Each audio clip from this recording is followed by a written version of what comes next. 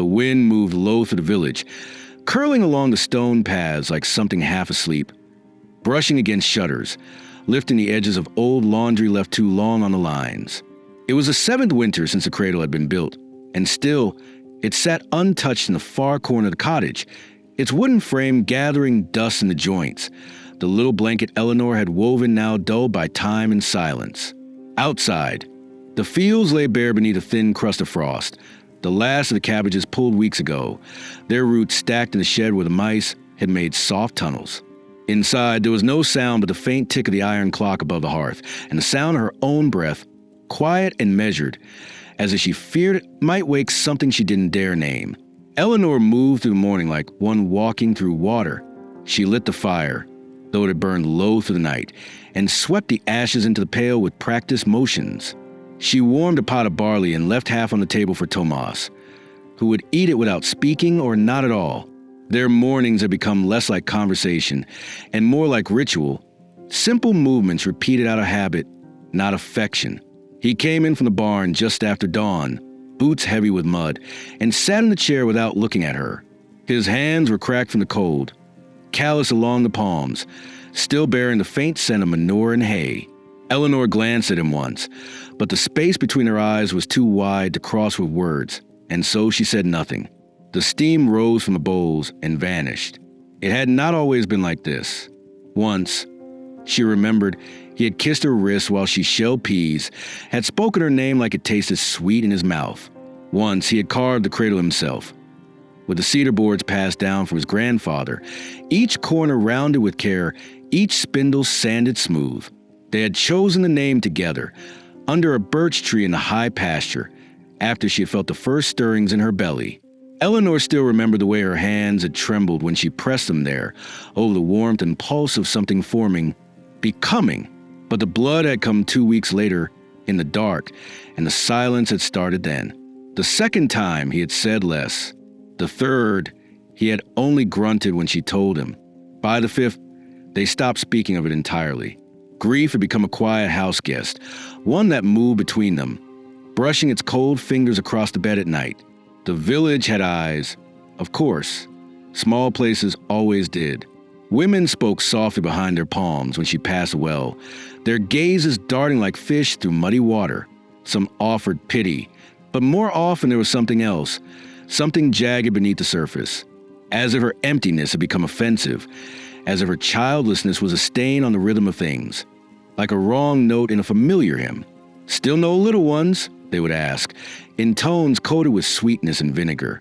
"It's the soil, I bet," muttered the butcher's wife once, too loudly. "Some soil won't take seed. Some bodies just don't bloom." Eleanor had heard it all. She no longer blushed. She no longer looked away. She only nodded, as if the words belonged to someone else. She found herself drawn to quiet corners of the world, the pond behind the chapel, the grove where the hawthorn trees grew bent with age. She gathered kindling, fetched water, mended what needed mending. Her hands needed something to do, or else the weight inside her would settle too deep. She baked often more than they could eat, giving away loaves at the edge of the market and watching how the children's hands reached for them with instinctive hunger. She did not linger. She returned home by the lower path, past a row of crooked fences and the ash tree that had split in the last storm. She preferred the cold days. They gave her an excuse to pull her shawl tighter, to hide beneath layers, to disappear just a little more. Inside, the cottage remained orderly, too orderly. Every object had its place. The linen was folded into perfect squares, the spoons aligned. The woodpile sat like a fortress beside the door. It gave the impression of control, though Eleanor knew better. Order was not peace. It was only another mask. Still, she could not bear the thought of chaos. The moment anything was out of place, her chest would tighten. A glass left on the table, a boot turned sideways.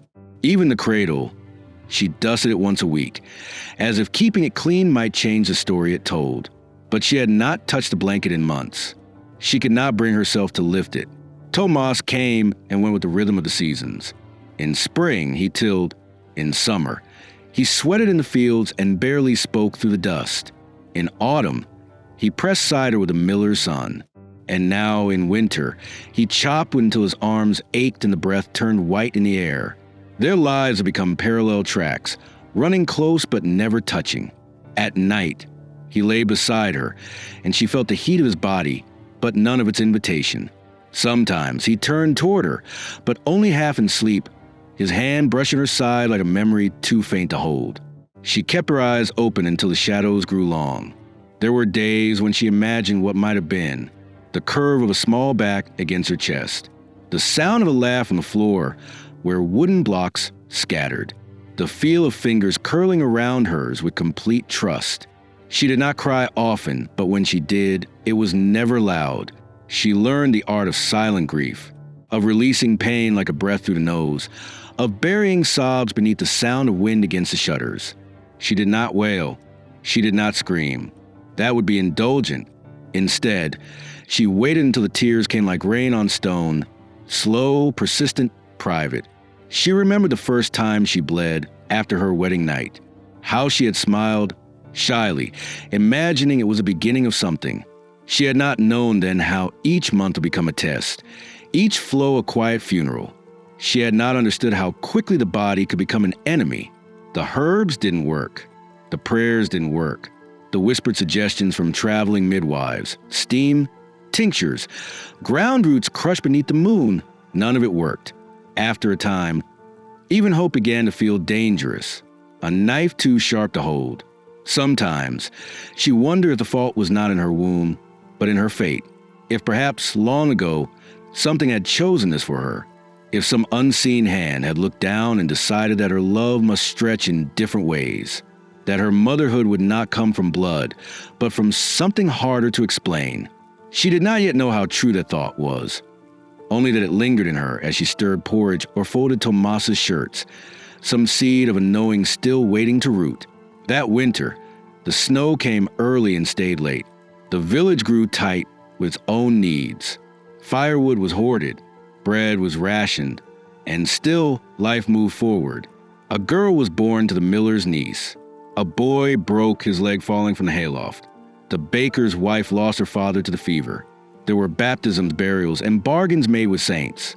And through it all, Eleanor watched from her window, as if through glass thick with time, her breath fogging the pain. She had long stopped asking why. The question had no shape anymore. It hung in her like mist, always present, but too formless to touch. Instead, she held on to what she could, the small gestures, the warm cup pressed into her own hands, the way the cat curled beside her in the evenings, the faint creak of the roof in the wind. These are the things that reminded her she still lived, that there was something beneath the silence worth staying for. And still, the cradle sat there, untouched, a wooden hush in the corner of her home, a monument not to death, but to the life that never came. She did not hate it. She did not move it. It had become part of her now, like a scar worn inward. And in the quietest hours, when even the fire had stilled to ember, she would sometimes sit beside it, hand resting on the rail, as if keeping company with the shape of what might have been. The thaw came slowly that year, reluctant and half-hearted, as if the earth itself had forgotten how to warm. The frost clung to the roots long after the sun began stretching its arms over field again, and even the birds returned in hesitant pairs, their songs cautious and brief. Eleanor stepped into spring with a kind of guarded weariness, not unlike a soldier walking ground she no longer trusted. She planted onions and cabbage as she had every year since girlhood, turning the soil with hands worn raw by repetition. Her nails were black with dirt, her sleeves wet from morning dew, and still she moved with quiet precision, her breath forming pale ribbons in the air each dawn. She spoke little to anyone, for there was little worth saying anymore. Words had long since lost their promise. They served only as reminders of things that could not be undone. And so she saved them for the seedlings, murmuring to them in a way a widow might whisper to a grave. The gossip had grown louder after Tomas left. It crept like ivy through every corner of the village, curling around shutters and chimney smoke, seating itself in hearths and market stalls in the low pews of the church. No one had seen him go, but everyone claimed to know why. Some said he had tired of her emptiness. Others claimed she had driven him out with her sorrow. that he could no longer bear the silence of a house built for children that never came. A few swore they had seen him riding west with a peddler caravan, or drinking with a farrier's daughter whose hips promised plenty. It didn't matter which version the villagers chose to believe. In each one, Eleanor was the cause. Her body, her failure, her perceived lack had once made her pitted. Now it made her suspect. They had never forgiven her for being different, not truly. Even in youth, she had walked with quiet that unsettled them. She had read more than most, asked questions at church no one wanted to answer. When she married Tomas, it was as though they had allowed her a reprieve, so long as she became what they expected. A wife, then a mother, then a woman who busied herself with needlepoint and jam. But Eleanor had never become that woman. And in time, the village had decided that what it could not explain, it would condemn. It began with glances, the kind that didn't waver quickly enough. Then came the mutters, the turned shoulders, the deliberate silence that met her at the well or in the shop. Some of the older women clutched their children's hands tighter when she passed, as though loss could be contagious, as though her sorrow might leap from her skin and curse their daughters. Eleanor endured it with the same stoic resolve she had shown during every miscarriage. She said nothing. She met their eyes when she could and lowered hers when she could not. But their words followed her like crows, loud and insistent, pecking at the edges of her peace. She never lit a candle for St. Brita, muttered the blacksmith's wife one morning. You watch. There's sin in that house. She walks the hills at dusk alone, said another, with a tone steeped in meaning. I heard she talks to the dead, whispered a child, repeating what she had overheard from the baker's wife, who had once borrowed sugar from Eleanor and now crossed herself when their paths met. One woman claimed her goats miscarried after grazing near Eleanor's fence. Another said her toddler had woken screaming after seeing Eleanor's face at a window, though Eleanor had not left her home that night.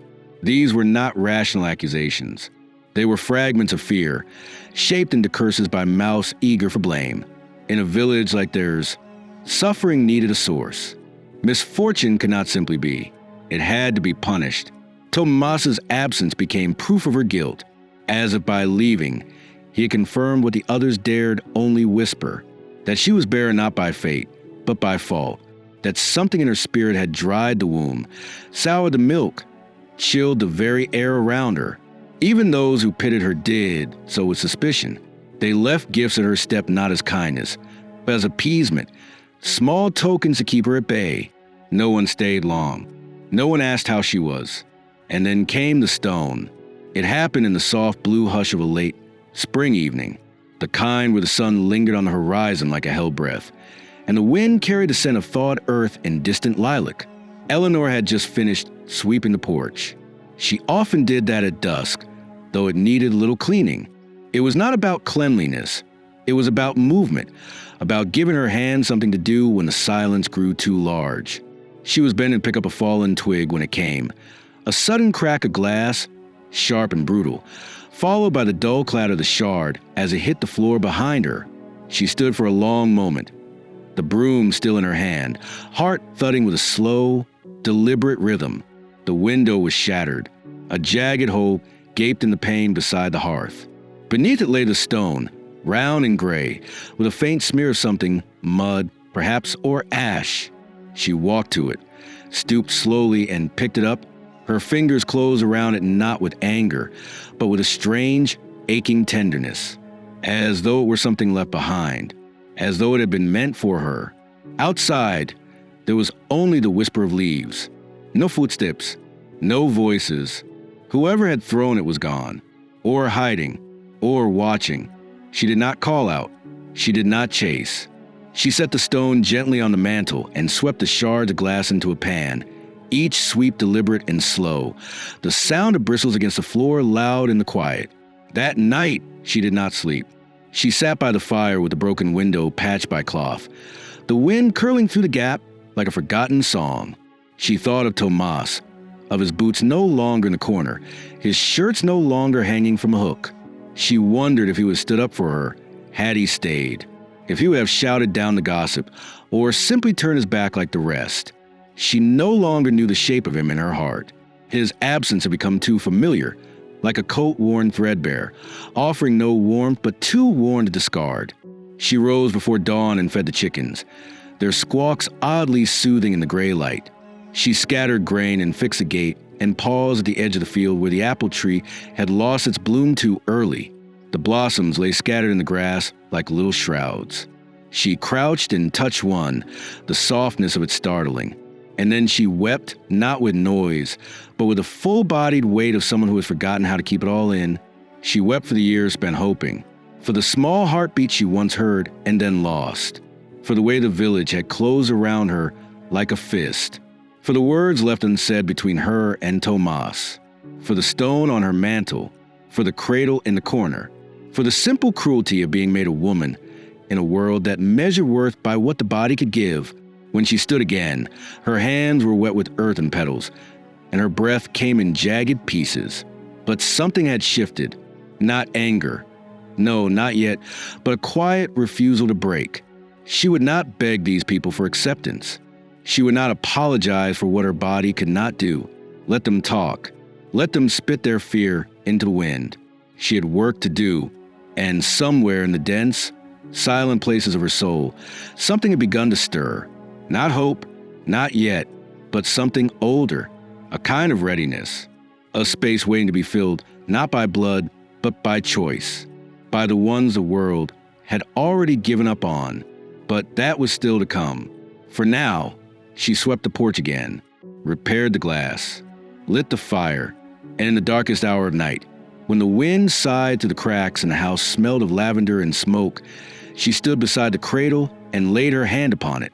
Not in mourning, not in longing, but in acknowledgement, as if to say, I see you, and I see what might be. Still, the morning came gray and slow, as if reluctant to wake the world.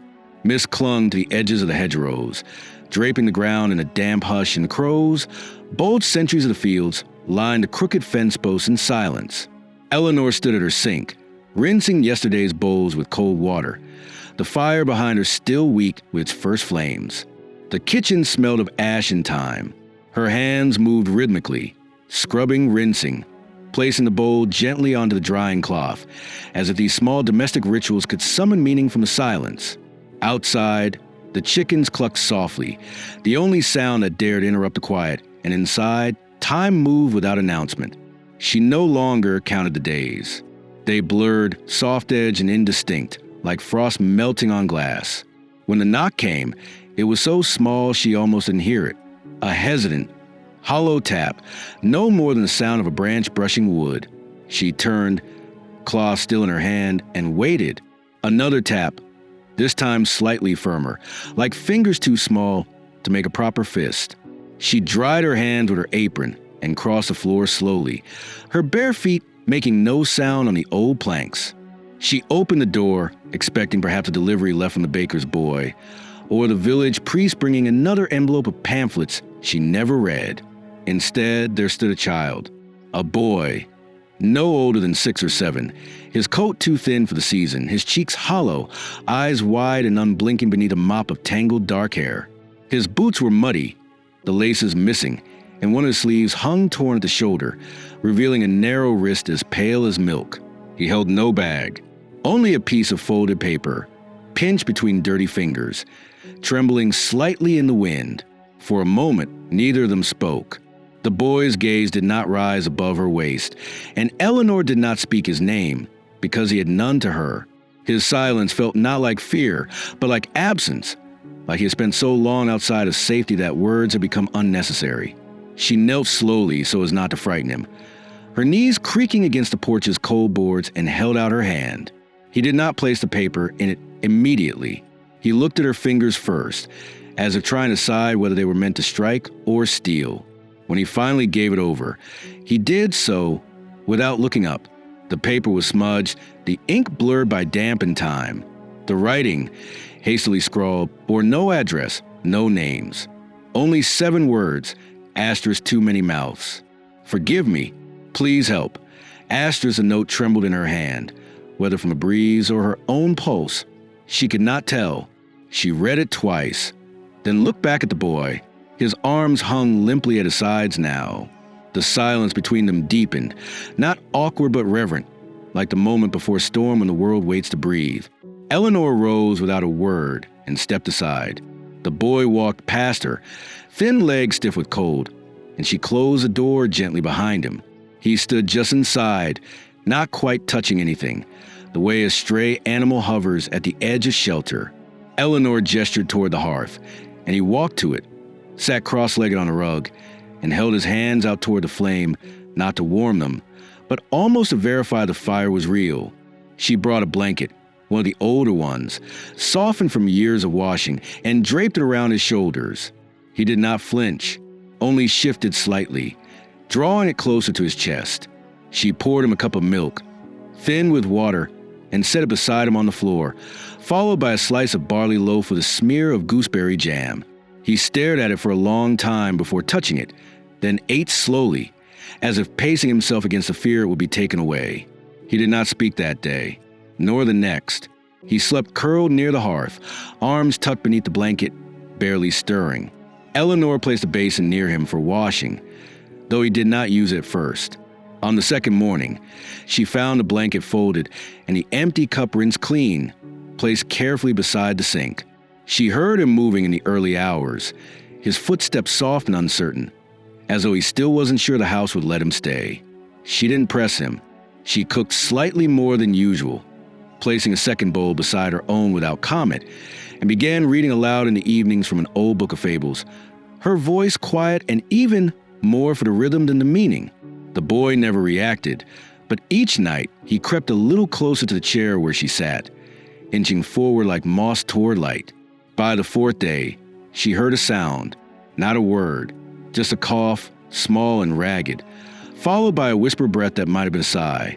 That evening, she found him in the back of the cottage, where the hedgerows met the stream. He was crouched by the edge, washing his hands with trembling fingers.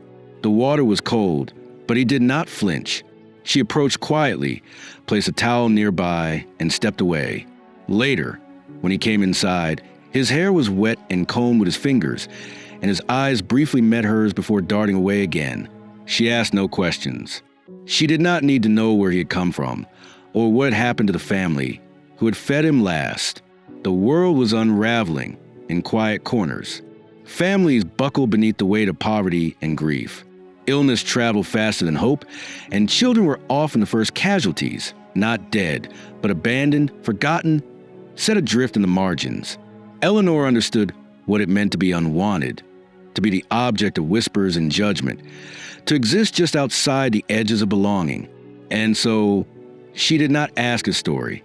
She offered him warmth and space and silence. A week later, she woke to find him at the kitchen table, drawing with a piece of charcoal she had kept from marking jars. The paper was rough and torn from the edge of an old ledger. His hands were smudged, but his expression calm. He looked up briefly and pointed at the sketch, a tree, crooked and bare, beside a house with smoke curling from a chimney. He tapped the door in the drawing, then pointed at the cottage around them. Eleanor nodded. Her throat ached, but she smiled. It was the first time she had smiled in months. In the days that followed, his presence began to shift the air in the house. It was not a loud change, no laughter, no games, but the kind of subtle transformation that comes from the return of rhythm. There were now 2 plates at every meal, 2 blankets to fold, 2 pairs of boots by the door. He began to follow her outside, watching as she gathered eggs or chopped wood. Sometimes, she handed him a task, a basket to carry, a bucket to fill, and he completed it without question, always with that same quiet seriousness. Once, when she was hanging clothes to dry, she turned to find him holding a clothespin out to her, not quite meeting her gaze, but waiting, as if offering his place in her world without asking for hers in return. She taught him to say thank you. The first time he said it, the words came out thick and hesitant, shaped by disuse.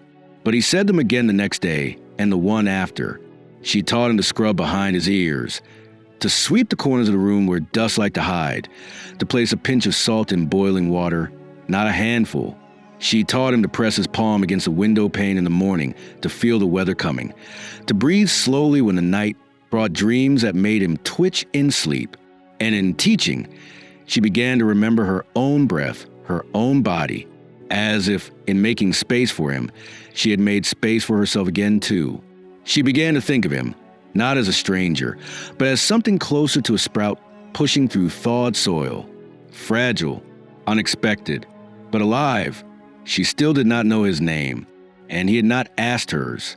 But something had passed between them nonetheless, a quiet covenant made not through language, but through the acts of care repeated each day. A bowl set out, a blanket folded, a door opened without question. Eleanor still heard the whispers in town when she went for flour or kerosene. She knew the women saw the boy's shadow behind her. She saw the looks pass between neighbors, the smirks hidden behind idle comments. But she did not bend beneath them now, not because she had ceased to care, but because something else had rooted in her, a sense of purpose untouched by their scorn. For years, she had waited to become a mother in the way others did. But motherhood, she was learning, did not always begin with blood or birth. Sometimes it began with a knock, and a note, and a boy who did not speak. That evening, as the fire hissed low and the wind curled around the corners of the cottage like a lullaby, the boy curled into the blanket beside the hearth, and Eleanor sat in her chair, mending an old glove. He looked up once before sleep, and this time, his gaze met hers directly. Not for long, just a moment, but it was enough. She nodded, and he blinked slowly, as if signaling something she could not yet name. Outside, the mist thickened, the land grew quiet, and inside the cottage, for the first time in years, the silence no longer felt empty. It felt full, as if something had finally arrived. By midsummer, the cottage no longer belonged to silence. It belonged to breath and footsteps, to whispers and spoonfuls, to tiny collisions of life where once there had only been the stillness of one. The boy, whom Eleanor had started calling Linden, after the tree that grew by the stream behind the house, was no longer a shadow at the edge of the room. He was a constant presence now, not loud but complete.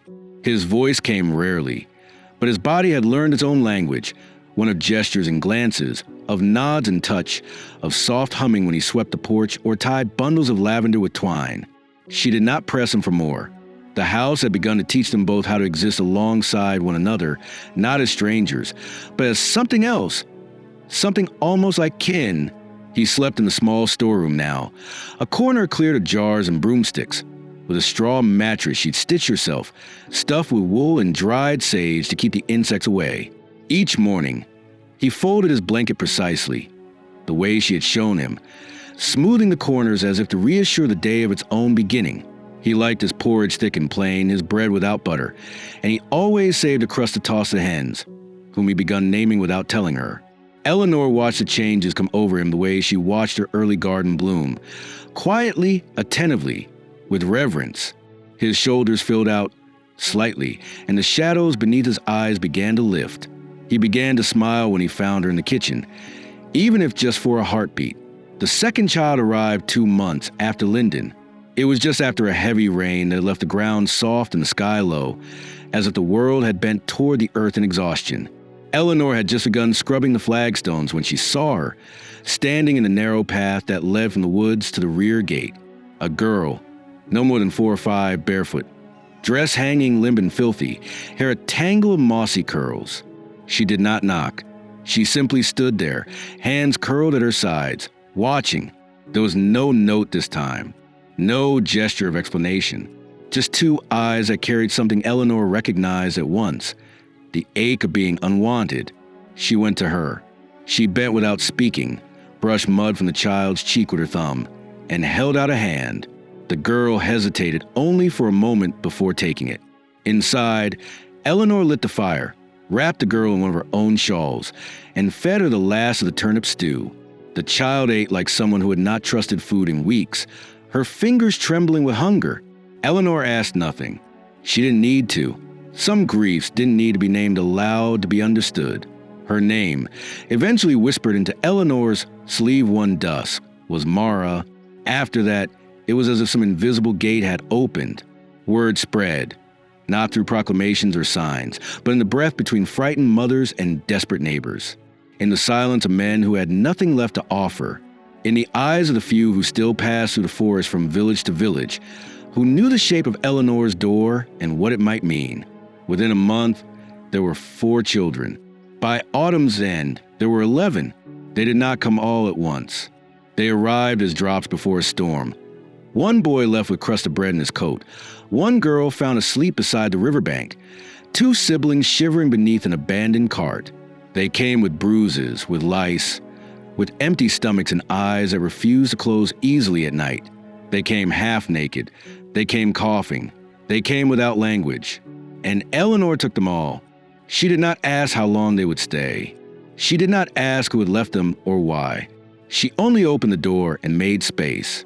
She turned the storeroom into a bedroom, then cleared the attic of cobwebs and broken crates. She pulled out quilts from old trunks, stitched new bedding from flour sacks and worn-out skirts. Tomas's old workbench became a table for the children to draw on. The shed became a pantry. The garden, once modest, was dug twice over, expanded until it touched the edge of the fence. Lyndon helped her plant beans in neat rows and taught the younger ones how to tell dandelions from weeds. He rarely spoke, but they listened to him anyway. Eleanor began to rise earlier, before even the birds. She kneaded bread while the sky was still pink. Her sleeves rolled to the elbow, flour dusting her cheeks. She made 3 loaves each morning, sometimes 4, her hands aching but certain. There was no time to grieve anymore, not in the way she once had. Grief had shifted into purpose, into movement, into the steady rhythm of care. They bathed in pairs in the river, under her watchful eye. She warmed bricks by the fire to place at the ends of their beds. She taught them how to peel potatoes without waste, how to sew buttons back on, how to speak softly in the evenings. They took turns with chores, each child given tasks suited to their strength. When one fought sleep from fear, Eleanor sat beside their mattress until breath deepened and eyes closed. When one wet the bed, she cleaned it without reprimand. When one screamed in their sleep, she held them and hummed old lullabies passed down from her grandmother, songs sung by women who had buried children of their own. In the village, suspicion turned into confusion, then slowly into a wary sort of truce. Some said she was building a cult. Others insisted it was a home for the unwanted. A few accused her of witchcraft still, unable to explain why so many children would flock to her door. But others began to help. Quietly, the apothecary left bundles of dried chamomile at her gate. The baker sent day-old loaves. A woman whose own daughter had died in the last fever left knitted mittens in a basket without a note. They did not knock. They did not speak to her in town. But the gifts arrived. She kept no records. She didn't know if the children would stay for a season or a lifetime. She only knew that while they were there, they would be safe. They would be warm. They would eat. And they would not be asked to explain why they had nowhere else to go. Lyndon became her right hand. He watched the others, guarded them without words. He led the youngest ones to the chamber pots at night, showed the older ones how to sharpen sticks into cooking spits. He stood beside her at dusk when she counted the mouths, made the stew, lit the lamps. He slept less now, but better. And when Mara had her first night of vomiting from fear, triggered, perhaps, by a sound in the woods he could not name, it was Lyndon who cleaned her face and covered her again. Eleanor began to feel the corners of the house breathing differently. There were scratches on the floors now, handprints on windows, crumbs beneath the table, laughter leaking through the walls like sunlight through shutters. The house was no longer just hers. It belonged to them, to their noise, their scars, their healing, to something larger than one woman's sorrow.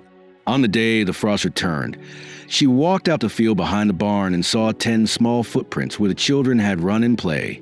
Their tracks twisted and danced through the half-dead grass, weaving stories only they could read. She knelt and touched one with her hand. The print was light, shallow, but unmistakably real. And she realized something then, not with drama, but with quiet certainty. She had not been empty, not cursed, not broken. She had only been waiting for this, for them, for the weight of arms flung around her waist, for the way Mara whispered "Mama" by accident one night, and then wept in shame until Eleanor told her it was all right, that she could say it again if she wanted. for the chorus of small voices asking if the stew was ready, if they could pick the last of the apples, if they could help her hang the wet laundry, for the smell of life, sweat and bread and wet wool, for the sound of giggles in the attic and squabbles over who got to stir the pot, for the knowledge that love, when it came, didn't always look like a child suckling at the breast or bearing her name. Sometimes it looked like this, like survival shared between strangers, like the bloom of something fragile in the soil of grief. And so she kept the door unlatched, the fire always going, the second pot always warm, because winter would come, and with it, more knocks, more hungry eyes, more quiet bundles of hope left in the shape of children. And when they came, as she knew they would, she would be ready, not because she had been chosen, but because she had chosen to open the door, to become what she had once longed for, to mother not by birthright, but by hand. The night the fire came was colder than it should have been for early winter, a sharp wind dragging itself through the trees like something searching for shelter. The stars above were brittle, scattered across a sky scraped into clouds, and the frost crept along the windows in jagged veins. Inside the cottage, most of the children had already gone to sleep, their small bodies cocooned beneath patchwork quilts, their breath rising and falling in rhythm like a tide of fragile peace. Eleanor sat by the hearth, sewing a torn sleeve by candlelight, her fingers slow but steady. Lyndon was beside her, mending the strap of a broken satchel, and in the corner, Mara stirred slightly in her dreams, a faint whimper on her lips that faded as quickly as it came. The fire began in the east barn, the smaller of the two buildings that Eleanor and the older boys had converted into sleeping quarters that past spring. It had once held hay and rusted tools, but now it bore thin mattresses, wool blankets, shelves of shoes, and extra soap. No one saw how it started. Perhaps a candle knocked over, or a lantern left too near the wall, or even the slow, treacherous breath of a rat's nest grown too warm. Whatever the cause, by the time Lyndon smelled the smoke, the flames had already taken hold. He ran without shouting, barefoot across the frozen path, and burst to the cottage door with wild eyes and heaving chest. Eleanor stood before he had finished speaking. The cold hit her as soon as she stepped out, a slap of wind and burning air, the smoke climbing toward the sky in thick, hungry spirals. She didn't think. She ran, her skirts caught in the brambles, her lungs seized from a frost in the ash, but she did not stop. The barn was roaring now, alive in a way only destruction ever is. Sparks leapt from the rafters, and the roof moaned like something in pain. She screamed for names as she reached the door, pushing against the warped frame with her shoulder, and when it gave, heat slammed into her like a wave. For a moment, she couldn't see, only light and noise and terror. Then she saw the shapes, 3 children near the far wall, 2 already scrambling toward the exit, 1 curled in the corner, crying. She surged forward, skirt catching fire as she went, and scooped the boy into her arms. He clung to her neck without a sound, his small fingers digging into her collarbone. The smoke clawed her throat, and every breath felt like glass. But she made it out. She stumbled into the snow with him, dropped to her knees, and rolled until flames on her skirt died. Lyndon and another boy, barely 12, had pulled 2 others free. The eldest girl, Eleanor remembered, had been the one to raise the alarm inside, shouting until her voice gave out. Her hands blistered from breaking the window. In all, they say 5, but 3 did not make it out. Eleanor did not weep that night, not when the fire finally died, leaving behind the scent of wet ash and singed memory. Not when the villagers arrived too late with buckets and shovels, standing awkwardly in the dark like mourners who had not been invited. Not when she found the little shoes beside the scorched foundation, too small to have escaped the heat. She did not weep when she bathed the surviving children in the kitchen basin, wiping soot from their faces, checking their limbs for burns. She did not cry when she buried the dead the next day herself, digging through frozen soil with borrowed spade, her knuckles cracking open against the earth. She wept only when it was over, days later, alone in the barn that remained, sitting on the cold floor with the smell of smoke still caught in her hair. She wept not for the fire, but for the unbearable truth it had exposed, that even love, fierce and patient and endless as she had given it, could not protect them from the cruelty of the world. That loss would still find them, would slip through the cracks like winter wind. That being a mother, chosen or born, meant accepting not only the duty of care, but the helplessness that came with it. She wept because she had promised them warmth and safety, and for 3 of them, she had failed. After the fire, everything changed. The village, which had kept its distance for so long, now approached her with cautious awe. The mayor came first, his hat in his hands, his face lined with something like shame. He spoke carefully, as if every word might set off another grief. He said the council had spoken, that they wished to help, that perhaps it was time to give Eleanor more than whispered judgment or silent charity, that she was doing something they could no longer ignore, something sacred. He offered coin, a modest stipend, he called it, though the envelope he placed on her table was thick with gold. He suggested converting an unused stable at the village's edge, hiring hands to help her, appointing her as head matron of a proper home for foundlings. There would be rules, of course, registries, inspections, government oversight. Eleanor listened to all of it with the same stillness she had once given the doctor who told her the last miscarriage had been her final one. When he finished, she looked at the envelope, untouched, and then at him. "I won't take your coin," she said quietly, "but if you want to help bring food, cloth, wood for winter, let them be warm and fed and safe." The mayor nodded, and to his credit, he did as she asked. Soon, others followed. The baker sent sacks of flour, sometimes with small honey cakes tucked inside. The seamstress brought bolts of cloth and taught 2 of the older girls how to sew straight hems. The blacksmith sent nails and scraps of iron, which Eleanor and Lyndon used to reinforce the barn walls. The healer came once a week to check lungs, wrap bruises, and give tonics. No one said it out loud, but a shift had begun. The woman they had once mocked for her barren womb was now something else, something they needed, the quiet mother of a growing village within the village. Children continued to come, not in great numbers all at once, but steadily. A pair of brothers whose father had hanged himself after the cattle plague, a mute girl left in a wheelbarrow near the woods, a baby wrapped in a shirt, left on the chapel steps with a sprig of rosemary tucked in its blanket. Eleanor took them all. She never refused. Her body, which had once failed to bring forth life, now sustained dozens. They built a new shelter, a long, low structure beside the cottage, with thick walls and windows that face the sun. It was nothing grand, but it was dry and warm and large enough for 20 mattresses. The children helped build it, each one lifting, hammering, holding planks steady with tiny hands.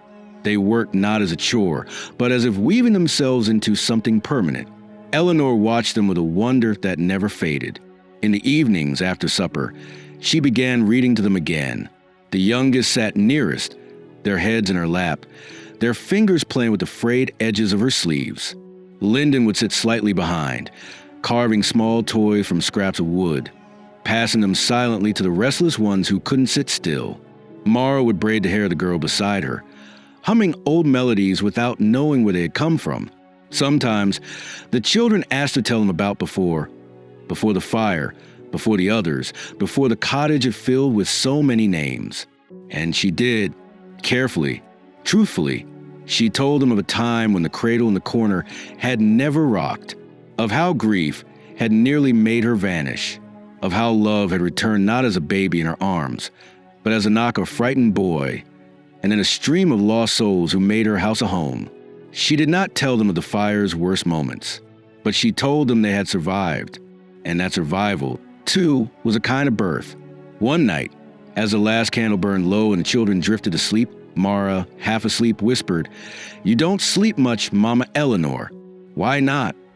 Eleanor brushed the hair from her face and whispered back, "Because someone has to watch the fire." But what she meant was this: because love, true love, chosen love, is not just a flame. It is the tending of it, the waking through the night, the rebuilding after it burns. It is the ache of loss carried in one arm and the gift of presence carried in the other. It is standing barefoot in snow with a child in your arms and the smoke still on your clothes, and choosing again and again to stay. The morning of Marna's 10th birthday arrived without fanfare, as most mornings did, ushered in by a cold fog that softened the hills and turned the distant treetops to smudges of gray. The ground was still hard from the previous night's frost, and the chickens paced nervously in their pen, unsure whether the sky above them held snow or rain. Eleanor rose early, as she always did, her joints stiff, her breath slow and visible in the dim chill of the cottage. She wrapped herself in the wool shawl Tomas's mother had once knitted for her, long since patched in the corners, and moved quietly past a row of sleeping children, their soft breathing rising and falling like a tide beneath the eaves. Marna slept curled into herself, her hand still resting on the spine of the book she had fallen asleep reading, a volume so dog-eared and loved it seemed ready to fall apart. Her hair was a riot of curls across the pillow, and her brow, even in sleep, held that familiar crease of wariness, the faint echo of the time before she came here, when her days had been measured in threats and whispers, and her nights in hunger. Eleanor paused beside her for a moment, brushing one stray curl back from her forehead, and felt the first swell of something fragile and luminous, an ache that was not pain, but pride. 10 years was a lifetime for some children. For Marna, it was a miracle. The others began to stir shortly after the first light touched the horizon, one by one like birds blinking into wakefulness. Eleanor kept her voice low and warm as she ushered them through the morning's quiet tasks. The bucket passed for teeth rinsing. Feet were slid into mismatched socks. Hair was combed into rough braids. Lyndon had already stoked a fire in the kitchen hearth before Eleanor even asked. He worked now with an intuition that no longer needed instruction, his hands moving through the motions of chopping herbs, adding oats to the pot, tasting the broth for salt. They had all come to trust him, these children, not because he demanded it, but because he carried their shared story in a silence, the way others might carry a banner or a book of scripture. Eleanor had told no one about the birthday. Marna herself had said nothing, not even when the calendar stone by the back door marked the date. She had never spoken of her life before the cottage in much detail, only in fragments, how she once slept on a tavern floor, or how she feared the sound of boots at night, or how someone named Aunt Greasy used to steal her hair ribbons when she cried. But Eleanor had remembered. She remembered every date, every name, every scar, not in a ledger or on parchment, but within herself.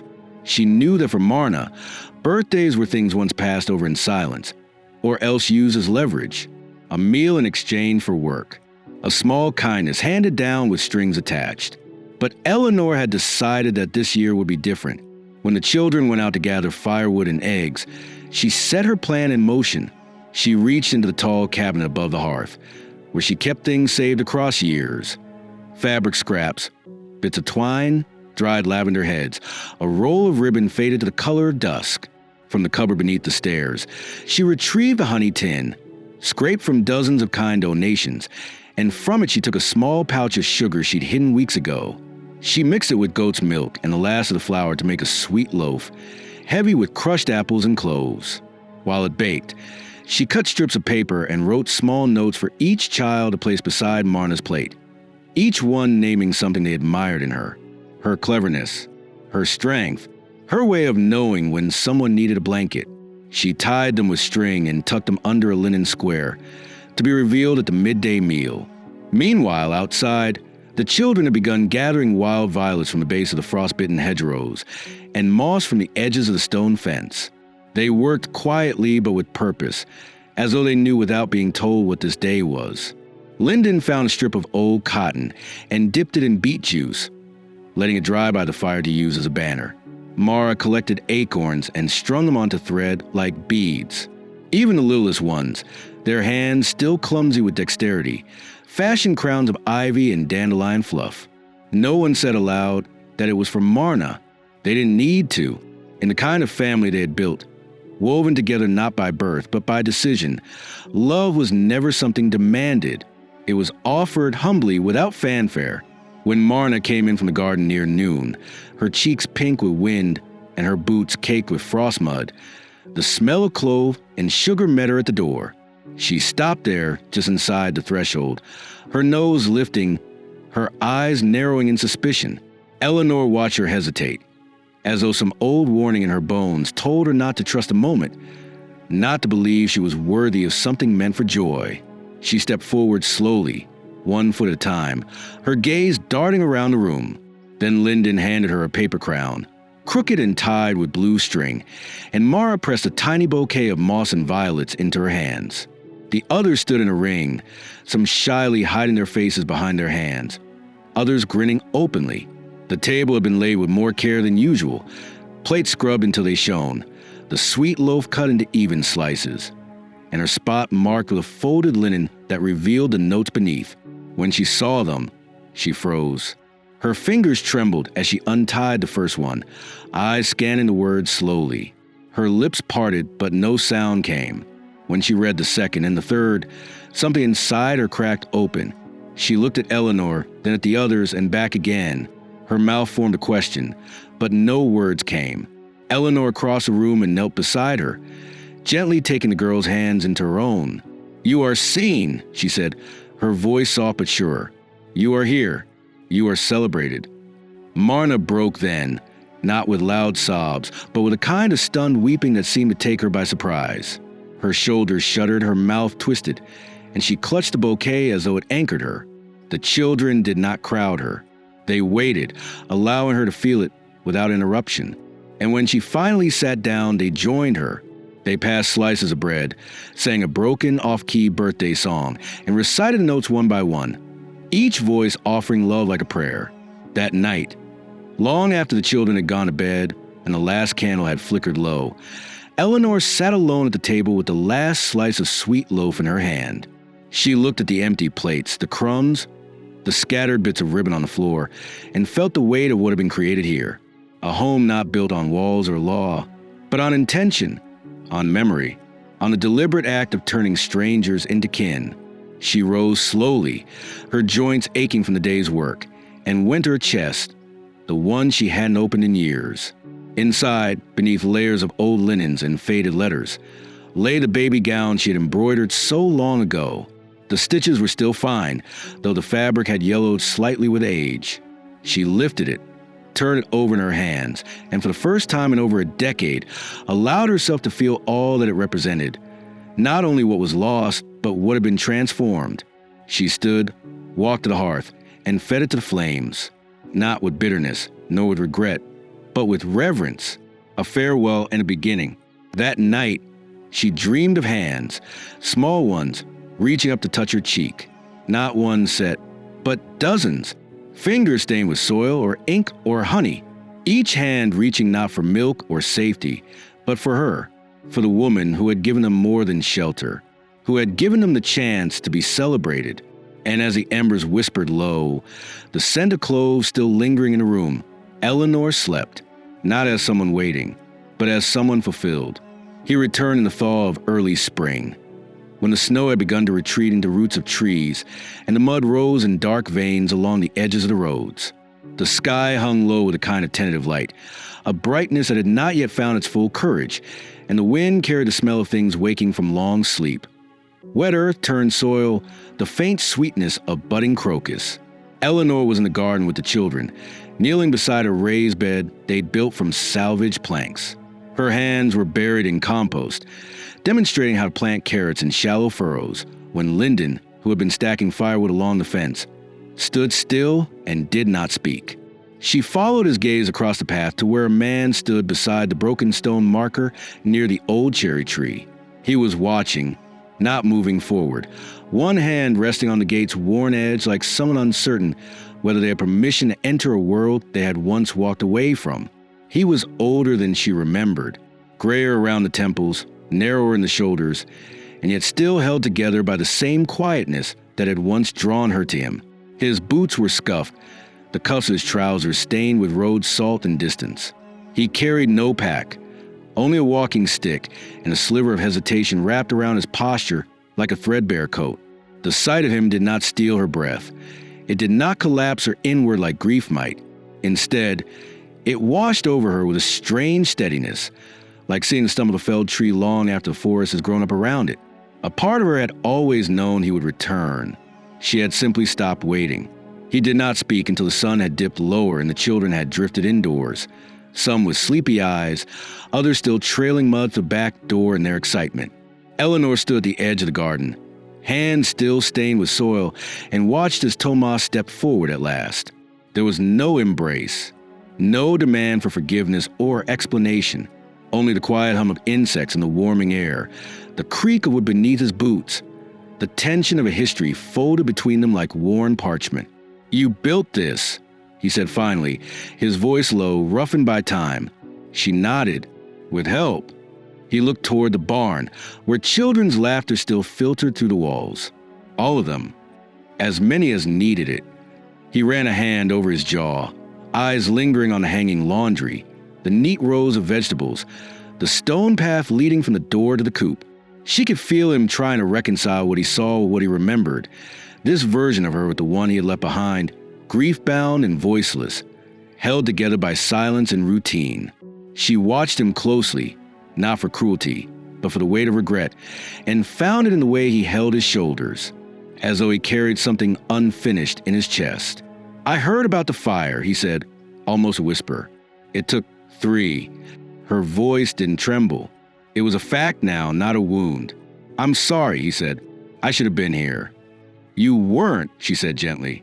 "And yet we kept going." He didn't flinch, but he didn't look at her either. Instead, he turned his eyes back to the house. "Do they know who I am?" "They know you were once someone I loved," she said. "That's enough." He nodded, and the silence between them deepened, not hostile, but full of all the words that would never be said. She did not ask why he had gone or what roads had taken him away. She no longer needed the answers. His absence had long since become part of the house, like the groove in the threshold, like the loose stone by the well.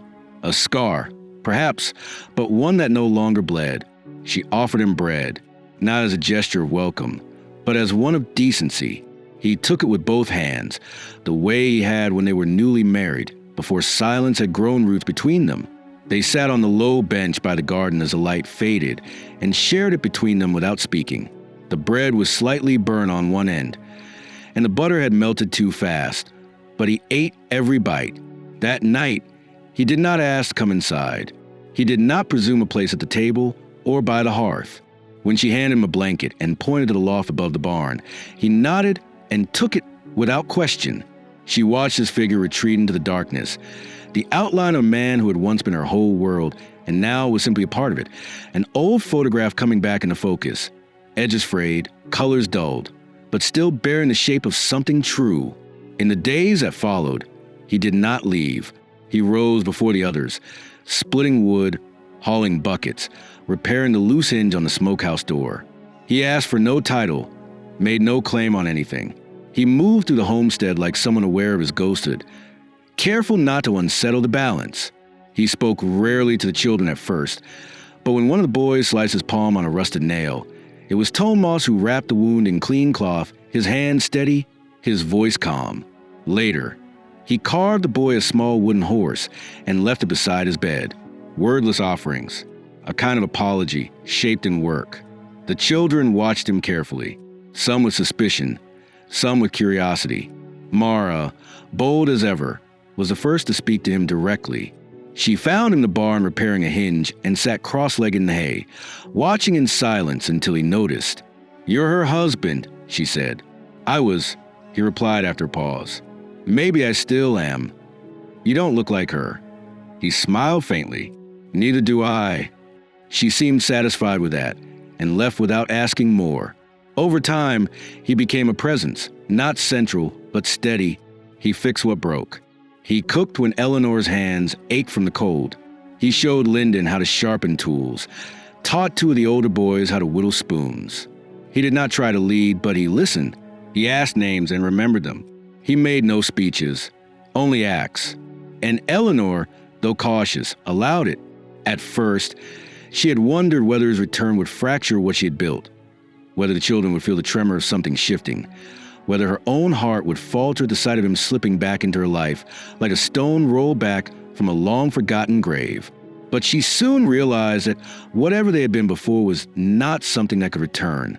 They were no longer wife and husband in the way the church had once named them. They were something else now. 2 people shaped by grief, by absence, by survival. 2 people who had grown apart like branches reaching in different directions, but who now, perhaps, grew near enough again to cast shade together. He never asked for forgiveness. She never gave it. not in words. But one night, as she sat darning a stocking by the fire, and he passed behind her to place a pot on the hook, his hand brushed her shoulder. Not intentionally, not dramatically, just a passing contact, and she did not flinch. He paused, barely, then continued on. And in that breath of stillness, there was something like peace. The children began to ask if he would stay. She told them the truth. She didn't know, but he stayed. Quietly, steadily, through planting, through rain, through small fevers and broken sandals, and the long days of harvest. He became part of the rhythm, no longer a return, but a presence. A man who had once fled and now remained. And Eleanor, though she did not trust easily anymore, allowed herself the smallest hope.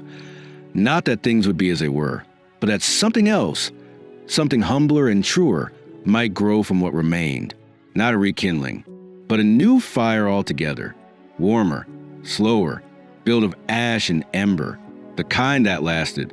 The war arrived not as a loud eruption, but as a shadow stretching slowly across the land, reaching into villages like theirs with the long, skeletal fingers of hunger and loss. At first, it was distant, a thing spoken of in whispers over market stalls, rumors carried in by traders with cracked boots and tired eyes. Soldiers had been seen on the northern roads. They said, entire towns evacuated, grain stores seized for crown. Then came the letters, sealed in wax and grief, bearing names of sons who would not return, the baker's nephew, the healer's youngest, faces Eleanor remembered as children playing by the stream now reduced to ink on parchment, folded into the trembling hands of mothers who suddenly understood the shape of her loss. She watched it unfold with a quiet that had become her armor, did not ask when it would come for them, only waited, because everything came eventually, even war. By midsummer, the roads were flooded not with armies, but with the aftermath. Refugees came first in pairs, then in packs, ragged groups moving like flocks without direction, driven not by destination but by the absence behind them. Eleanor saw them long before they reached her door. She saw the smoke of camps rising in the tree line, heard the coughs echoing to the hills at night. When the first child came, a girl no older than 8, barefoot and blistered, holding her baby brother like a sack of potatoes across her back, Eleanor had already prepared a bed. They came in waves after that. Dozens. Then more. Too many to count. The cottage could no longer hold them all. The barn was filled with bedrolls and bodies by the second month. The garden could not feed them. The old paths wore down to ruts beneath the constant tread of small feet. Eleanor did not panic. She rationed what they had, added water to the stew, taught them to forage deeper into the woods, to trap, to dry roots, to work the land harder. The older children became her lieutenants. Lyndon and Mara ran the inventory. Tomas taught the boys how to saw lumber and haul stone. Every night, Eleanor stood by the door and counted heads, her fingers trembling only when she believed no one could see. It was then, in the bone-weary heart of that season, that the letter came from the crown, delivered not by soldier or nobleman, but by a clerk whose boots had holes in the soles and whose eyes bore the look of a man too young to be so tired. He handed her a scroll, bowed, and said nothing. Inside was an offer, land, and official status. The king's army had cleared an old monastery site on the edge of the valley. The crown was seeking to relocate civilian wards, orphans mostly, so the towns could focus on supporting the war front. They had heard of Eleanor's work. They wished to formalize it, give it a name, a ledger, a seal. Eleanor stared at the words without reading them again. They felt strange in her hands, too smooth, too clean. She did not think of what it meant to become official. She thought of the child who had died the week before from an infected tooth, whom they had buried behind a barn in the grove of willows. She thought of the boy who had arrived with burns across his arms, and the girl who had not spoken a word in 3 months. She thought of the one still coming. The next morning, she took Tomas and Lyndon and walked the miles through the valley to see the site. It was crumbling. Ivy swallowed half the western wall. The old church tower leaned at a dangerous tilt. Stone corridors opened into dark mouths filled with dust and silence. But the foundation was solid. The land was high, and the stream nearby clean.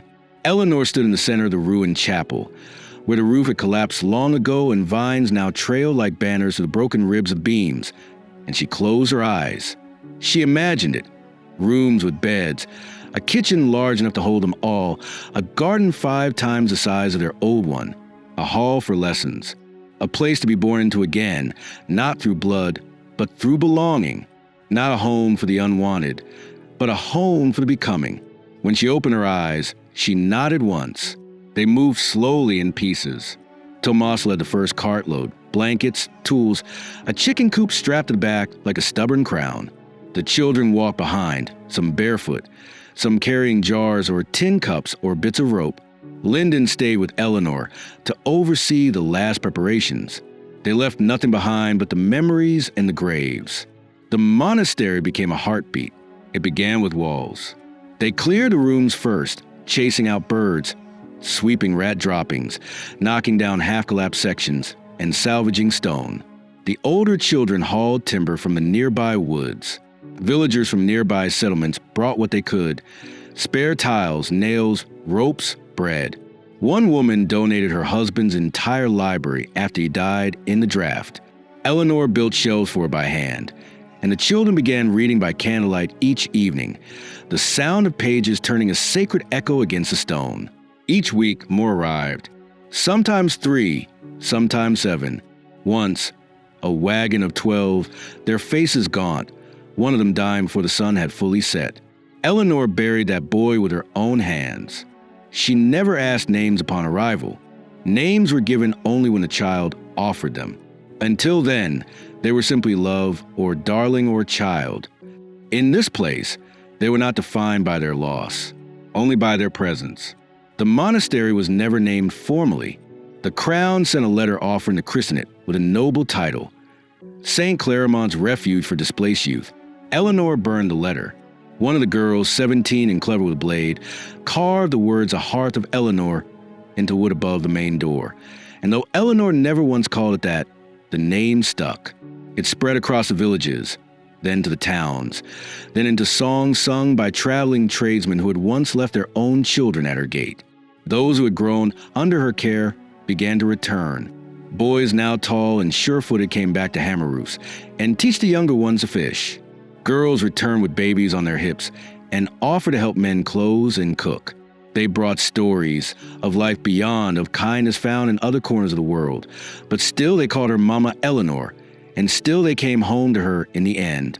By the second year, they had created something unshakable. Not perfect, never perfect, but true. There were arguments, illnesses, accidents. A flood once tore through the lower fields and destroyed an entire season's crops. But they rebuilt. They kept going. Because the bones of the place had been set in love. Because Eleanor's presence steadied them like gravity. She no longer did everything herself. She didn't have to. The work had spread into others.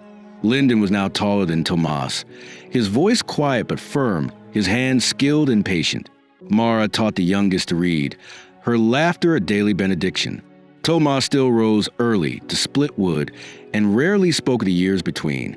He did not need to. His penance was his constancy. Eleanor watched it all unfold with a fullness she could not name. She walked the grounds each evening as dusk softened the edges of the world, her shawl pulled tight, her feet tracing the same path again and again. She passed the garden, where little ones giggled in the dirt. She passed the well, where boys told stories to impress one another. She passed a great oak, where girls sang to the wind. And each night, before she returned to her room beneath the old bell tower, she looked up at the stars and whispered names into the dark. Names she remembered, names of those lost, names of those still coming. She no longer feared the knock on the door. She no longer questioned whether she was enough. She no longer carried the ache of the empty cradle. That pain had long since been woven into the walls, into the food, into the songs, into the callous hands of children who had learned how to live again. The war would rage on. She knew that. There would always be another season of sorrow, another tide of abandonment, another ruin left in the wake of men who had forgotten how to care. But Eleanor also knew this. Here, in this place, under these eaves, she had created a world that defied that forgetting. A world stitched from survival and chosen family. A world where every name was learned, every wound given balm, and every child told not what they lacked, but what they were becoming. And so she stayed. So they all stayed. The fever came with the late snows, slipping in quiet and colorless, like a fog that crept beneath doors and settled in the bones before anyone could name it. It began with a cough, a low rattle in the throat of a girl named Annette who had only just turned 6 and who had spent the last of the autumn chasing sparrows through the herb garden. At first, they thought it was the cold. She had always been prone to chills, and the wind had turned bitter early that year. But then another child coughed, and another, and by the end of the week, the coughing was joined by a fever, the kind that burned from the inside and glazed the eyes with a heat that did not respond to wet cloths or prayer. Eleanor felt it coming like a shift in the air, the way animals feel storms, before the thunder, before the wind breaks the trees. By the 3rd week, there were 17 children confined to their beds. Some burned so hot their sheets steamed. Others shivered with cold that would not be chased away, even beneath 3 layers of wool.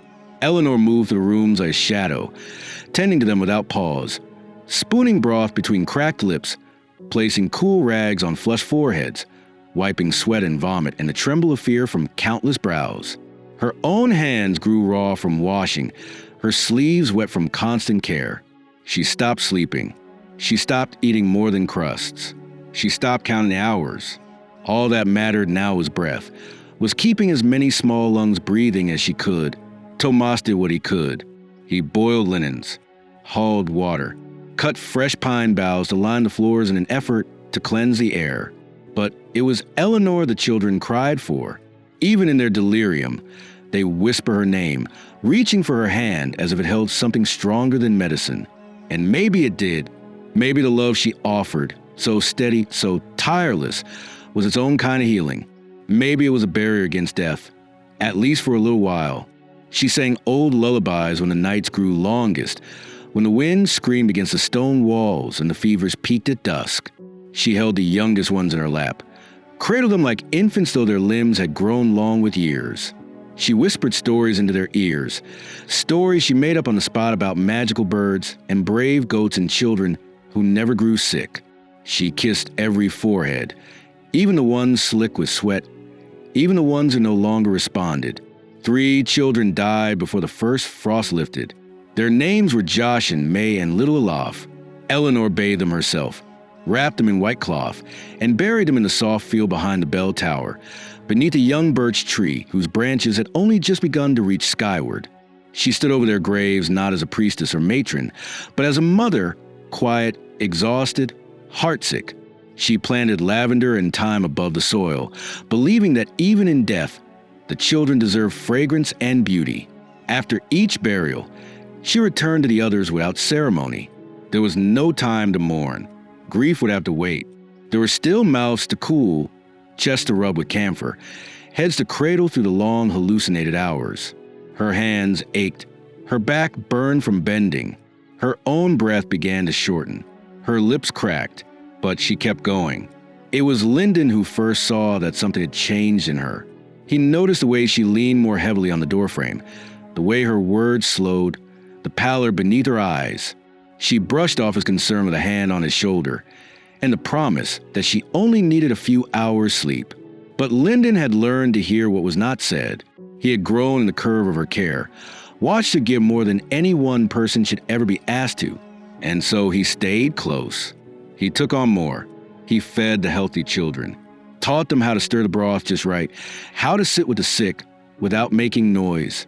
He watched the fever claim more than just the weak. It tried to claim Eleanor, too. When she collapsed, it was without drama. She simply sank to the floor one morning, the ladle slipping from her hand and clattering against the stone. For a moment, no one moved. Then Mara screamed, and Tomas was suddenly at her side, lifting her with a desperation he hadn't shown in years. Her skin was burning. Her breath came in shallow waves. She was no longer speaking. Her eyes, when they opened, were clouded with confusion, as though the world she had built had drifted too far away to reach. They placed her in her own bed, a room she had not slept in for weeks. The fire was stoked to life, and a vigil began. Tomas did not leave her side. He sat beside her, holding a damp cloth to her forehead, rubbing her hands between his own. He spoke softly, broken things, half prayers, half memories. "Forgive me," he said once, voice cracking, though she gave no sign she heard. "Forgive me for the years I left you alone. I see now what I could not then."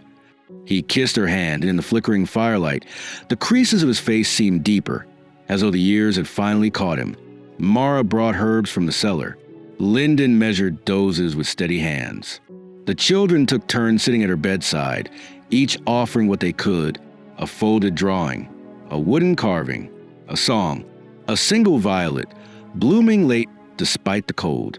The sick ones watched from their beds, understanding without being told that the woman who had made them safe was now in the grip of the same storm they had barely survived. They waited with breath held. They waited with hope. On the fourth day, the fever broke. It did not leave in triumph, but in silence. Eleanor's breath deepened. Her skin cooled. Her eyes opened slowly, unfocused, but seeing. Tomas wept when she whispered his name, not as accusation, but as recognition. "You stayed," she said, so quietly he had to lean in to hear it. He nodded. "I will stay as long as you'll have me." It took weeks for her strength to return. She did not rush it. She allowed the children to carry what she could not. She let herself be fed, be read to, be sung to. For the first time in decades, Eleanor allowed herself to be cared for. And in doing so, something shifted, not her authority, but her aloneness. The space she had once filled single-handedly was now a circle, a shared labor of love. When spring came at last, it was gentle. The grass returned, shy and green. The trees shook off their frost and bloomed slowly. Birds returned to the bell tower. The children, healthier now, sang as they planted radishes and onions, their voices drifting into the air like prayers. Eleanor walked among them with a cane Mara had carved, her steps slow, but her gaze steady. She stopped often to rest, to watch, to listen. They did not need her in every moment now, but still, they came to her like compass needles to the true north. She resumed her evening walks as the air warmed, circling the grounds, stopping at each grave, whispering names. She did not rush her grief now. She let it come, soft and strong, a river that had waited too long to break its banks. She wept beneath the birch. She wept in the garden. She wept beside Tomas, who held her hand without words, the same way she had held so many tiny hands before him. And when the children asked, as they always did, why some had gone and others had stayed, she told them the truth, that the world is both cruel and kind, and that love does not shield us from loss, but it makes loss bearable. That grief is the cost of being known. That even in dying, the ones they loved had given them something they would carry forever. They listened. They nodded. They returned to their games. The fever had marked them, not only in scars or memories, but in strength. It had taught them how to endure, and it had taught Eleanor, at last, how to receive, how to let others hold her when her own strength failed, how to belong, not only as a giver, but as someone who could be held up too. In the end, they rebuilt, not just walls or beds, but the deeper architecture, the invisible shelter care that made them family. The sickness had passed, but it had left behind something quiet and golden, a bond tempered by fire, a knowing. And so the hearth of Eleanor endured, because the hands that healed could also falter, and the heart that gave could also rest. She died in the quiet of a late summer morning, just after the dew had lifted from the grass and the first bees had begun their murmuring dance through the lavender rose. The sun had risen gently, painting the stone walls of the hearth with a warm gold that touched everything as if in benediction. The wind was soft, carrying with it the scent of ripe apples from the orchard and the promise of a harvest not far off. Eleanor passed not in pain or isolation, but beneath the same roof where once a frightened boy had stood on her doorstep holding a note, where laughter had grown like ivy through the rafters and grief had found a home beside love, not in opposition but as its twin. She had grown slow in those last years, the edges of her body softening like parchment that has been folded too many times. Her hair, once a thick braid of chestnut, had turned white and fine as milkweed silk, always pinned in the same tidy knot behind her head. Her hands had become a map of her life, veins rising like riverbeds, fingertips dulled by time, joints swollen but steady. Her gait had slowed, though her presence never did. Even when she walked with Cain, her back slightly bent, the children still parted for her with a reverence born not of fear, but deep, enduring love. By the time she passed, no one called her Eleanor anymore without first attaching Mama. Even those who had grown and left and grown again, who now brought their own children to visit, still said it that way, Mama Eleanor. The name had become a sort of holy thing, a symbol more than a title, as though to speak it was to acknowledge everything she had made not from blood, but from sheer, relentless will. She had been mother to nearly 200 children by the end, though she never counted them herself. She insisted that what mattered was not the number, but whether each one had been seen, remembered, held. In her final weeks, she slept more than she woke.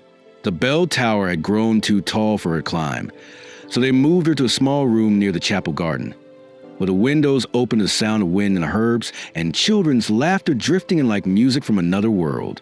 Tomas had died 3 years before, quietly in his sleep, his hand still resting near hers on the quilt they had shared. He had never left again after his return, and though they never called themselves husband and wife in those later years, their love had returned in a quieter form, less a flame than a steady lamp, always burning, even when neither spoke. She had grieved him with the same silent grace she had carried through every loss. She had sat by his grave and whispered not goodbye, but thank you. It was Mara who sat beside her most in those last days, the same girl who had once curled into Eleanor's lap and wept for reasons she could not name, who now read aloud from her journal and held her hand with the kind of patience learned only through deep familiarity with sorrow. Lyndon visited every morning, pressing her forehead with his lips in the old way, kneeling to check her ankles for swelling, bringing her tea just the way she liked it, black with mint and a touch of honey. They had both grown tall, capable, each of them pillars now within the hearth. They had become what she had always believed they could be. Caretakers, teachers, stewards of a legacy born not from greatness but from gentleness. On the morning she died, the house was still. No one noticed at first, because her breathing had already been so soft, so shallow, like a hush between tides. When Mara came to check on her, she found Eleanor lying with one hand curled loosely around the corner of her quilt and the other resting on her chest, as though caught in the middle of some unfinished gesture. Her eyes were closed. Her lips bore the faintest smile, not of pleasure, but completion. There was no fear in her face, no struggle, just stillness. They did not rush. Mara sat beside her for a long time before waking the others. Lyndon came first, then the younger children, then the older ones as word spread. They gathered in silence, not in the panic of tragedy, but in the breathless reverence of something sacred having come to an end. Some wept openly and without shame. Some sat with dry eyes and clenched fists. Some lit candles. Some simply touched the hem of her blanket and whispered thank you. She was buried beneath the old ash tree that stood at the edge of the field where the original cottage once stood. The same field where Tomas had carved the first cradle and where the children had once chased bees in spring. They built a simple stone marker with her name and nothing else. No dates, no titles. Just Mama Eleanor, etched deeply, the letters firm and wide enough for even small fingers to trace. Around the grave, they planted thyme, rosemary, wild roses, and sweetgrass. No priest led the ceremony. The children did. Mara sang the lullaby Eleanor had once hummed every night during the fever season. Lyndon read aloud from a list of names, the names of every child Eleanor had ever taken in. It took over an hour. The day of her burial became something more than remembrance. It became ritual. Each year, on that same morning, the children and their children and their children's children returned. They brought offerings, drawings, songs, feathers, hand-stitched dolls, jars of honey. They rang the bell in the tower, now called the mother's bell, once for every year of her life, though no one ever agreed on the number. Some said 72. Others claimed she had lived longer.